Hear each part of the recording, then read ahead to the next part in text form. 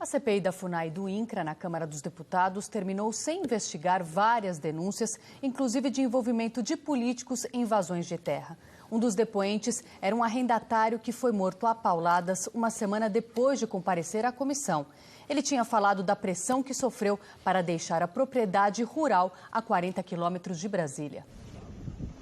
A invasão desta fazenda no Distrito Federal por integrantes do MST estava sendo investigada pela CPI do INCRA-FUNAI, que se encerrou na semana passada. O arrendatário da área, Gilmar Luiz Borges, que estava na propriedade há mais de 20 anos, plantando e criando gado, contou em depoimento reservado à CPI que teria sofrido pressão, inclusive da deputada do PT, Érica Cocai, para deixar a propriedade.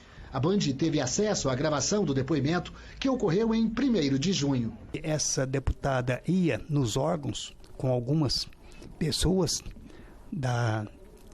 que moravam lá e parece que queria usar o tráfico de influência para fazer com que eu cedesse parte da área a esse pessoal. E eu dizia que não cedia, não podia ceder e realmente eu não cedi. Mesmo depois de ter alertado a CPI de que estava sofrendo ameaças, seu Gilmar foi morto a pauladas aqui dentro desse barracão quando ordenhava o gado.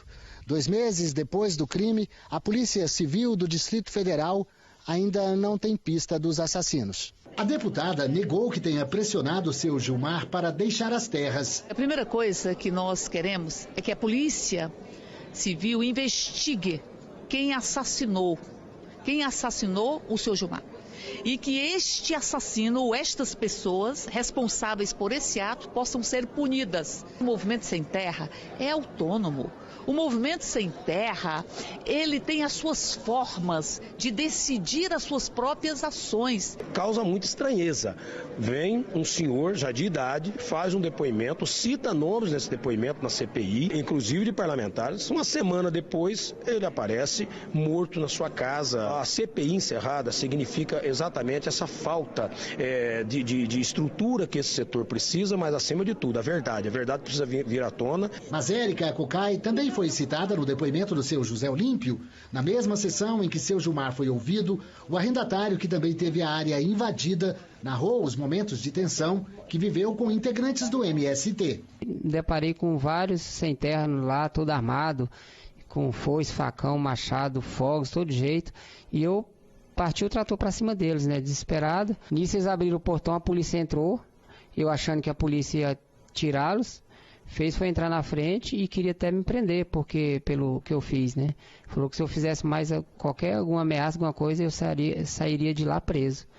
E eu até falei, vocês vieram para defender as pessoas, a mim ou as pessoas que vieram invadir? Infelizmente, a nossa lei do nosso Brasil é desse jeito. Dos 12 hectares de horta que ele cultiva aqui na região, 4 ele foi obrigado a deixar com os invasores. Ô José, qual foi a consequência disso? Rapaz, a consequência foi o prejuízo que eu tive, mais de R$200 mil, porque eu tive que deixar de entregar alguns mercados e a quantidade de muda que eu tinha em estufo para ser plantado. Para este delegado, requisitado para auxiliar os trabalhos da CPI, a suspeita de envolvimento de parlamentares com invasão de terra é grande. E mesmo com o fim da comissão, a Polícia Federal vai continuar no caso. A forma assodada de encerramento da CPI resultou na impossibilidade de análise de todo esse material que nós recebemos. O que também não inviabiliza de tudo, porque eles serão encaminhados à Polícia Federal, que certamente dará o devido andamento. Nas colheitas dos depoimentos que fizemos nas diligências externas, são citados nomes de políticos, e não são poucos, são vários nomes. O procurador, que também auxiliou a CPI, conta que a comissão identificou que mais de 450 mil lotes destinados à reforma agrária foram parar nas mãos de quem não precisa de terra. Há uma fraude generalizada na distribuição dos lotes. Em conjunto com o Tribunal de Contas da União, nós apuramos pelo menos 478 mil lotes fraudulentos. Para o filho do seu Gilmar, só a continuação da CPI poderia esclarecer o assassinato do pai. Nada vai reparar a vida do meu pai, mas que a coisa não aconteça com outras pessoas, que esse país tenha um pouco mais de moral, entendeu? Porque a coisa tá largada, tá de qualquer jeito, qualquer um chega. Então depois que eles invadirem, vocês ficam lá, amanhã depois eu vou lá invadir, vou montar um movimento também, vou invadir, e aí vamos trocando, vamos ter o ciclo de invasões. Será que vai ter que ser assim agora nesse país?